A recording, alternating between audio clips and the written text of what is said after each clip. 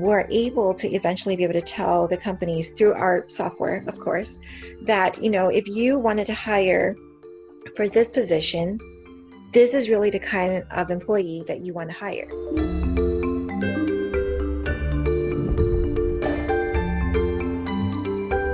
Crystal, I'm excited to chat with you today and hear more about ProSky.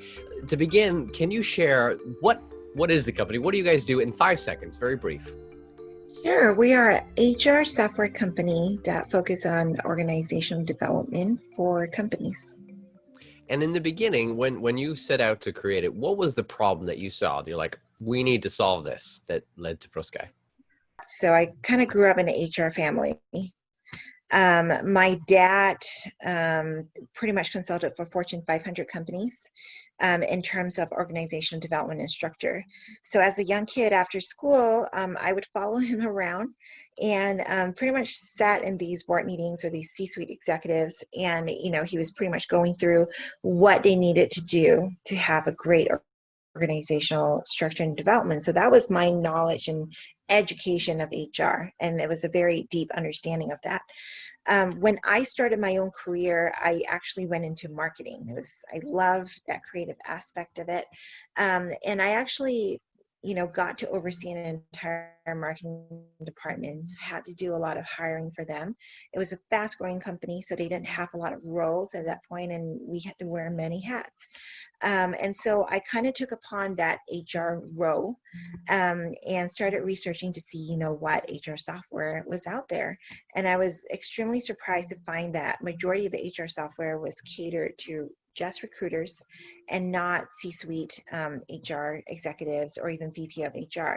So the software that was out there, while it was great at, that very specific job role, it wasn't great at helping people who are running HR to understand, how their company is doing overall.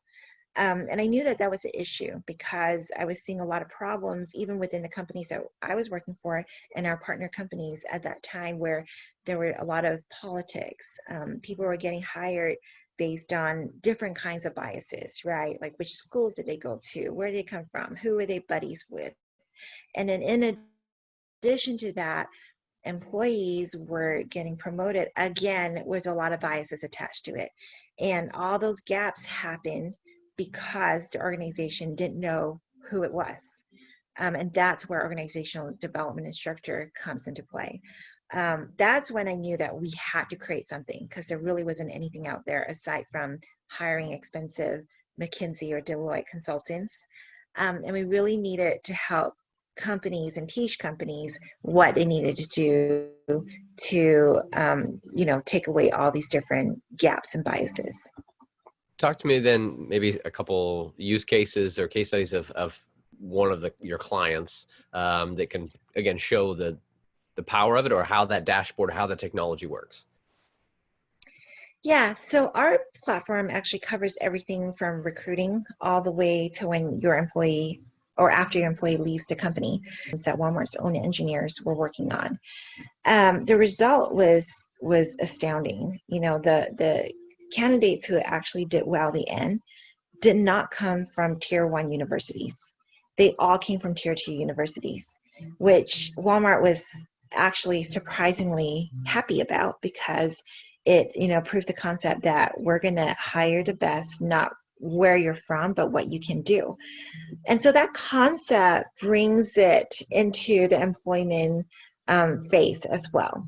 So when you hire your employees, right, you're going to have people who stand out because they speak very well and they can present themselves really well, but may not necessarily contribute to your project as well as maybe someone who's more introverted would, right? So we had a case where there was a company, and they felt that they were doing very well in terms of promotions and figuring out who needs to be in what positions. However, their employee morale was pretty low when they did a survey. So they were trying to figure out why was that the case, because we do a lot of promotions, we do a lot of incentives, we feel like we have a great culture. What is the issue? So they started using us, and they started using all the different evaluations to evaluate their employees. And then they found out that some of the great talkers were just that, great talkers. But they weren't necessarily the employees who were taking the charge in the project or who was actually doing the work or the bulk of the work in the project. And through evaluations, it gave them that 360 view of employee A, who was very quiet, but produced quality and excellent work. And actually, even though that employee was very quiet, employee was a great leader in motivating the people around them to get the work done. Employee B, who became the face of the project because of how outspoken they were, didn't quite understand the scope of the project, contributed maybe 10 to 15% of the project, but yet got 100% of the credit and got promoted. It was a very simple test. It was the first project that they did, and they immediately found out where the issue was. And so from there, they actually started basing a lot more of their promotions and training on these projects and evaluations that they were doing with the employees. And it's worked really well for them. Their employee morale pretty much went from, no kidding, 7% to 60% within 5 months, which is a huge change. And we're hoping that obviously that continues to grow for them. Now, HR tools, using technology, whether it's dashboards and automation or different things, is definitely growing. So talk to me, like, how do you see your position different from other tools that are out there?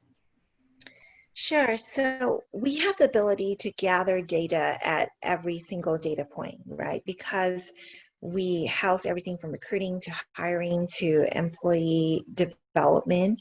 We're able to pick at all the different points. Compare that to an ATS, for example, who is strictly focused on recruiting. They can only collect the data points based off of recruiting, which is still great. But because we have a wider set of data points to draw from, we're able to eventually be able to tell the companies through our software, of course, that, if you wanted to hire for this position, this is really the kind of employee that you want to hire.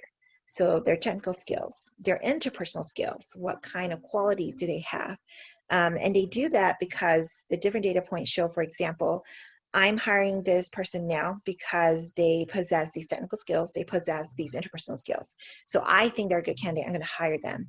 And then I'm going to validate that hire, because after a while, that hire gets promoted, which gives me a further validation that, okay, this person's technical skills and interpersonal skills, plus all the skills that they've gained along the way, is where we really want this person to be. Compare that to someone who maybe was hired and wasn't promoted.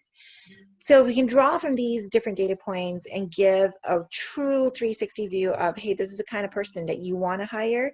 It's going to make it so much easier for the company. It's going to automate that process for them. And there's going to be less mistakes made along the way. How has it developed, and what's coming up for what you're planning on launching, and kind of the direction that you are focusing on? Where it came from has obviously been night and day. In the beginning, our software was still using Google Sheets and Google Docs as part of it. Is extremely ghetto. And now it's a way more sophisticated platform. And we're actually working right now with industries to provide a much more standardized and quality standard of hire for candidates. So what that means is, right now, the quality of candidates is typically,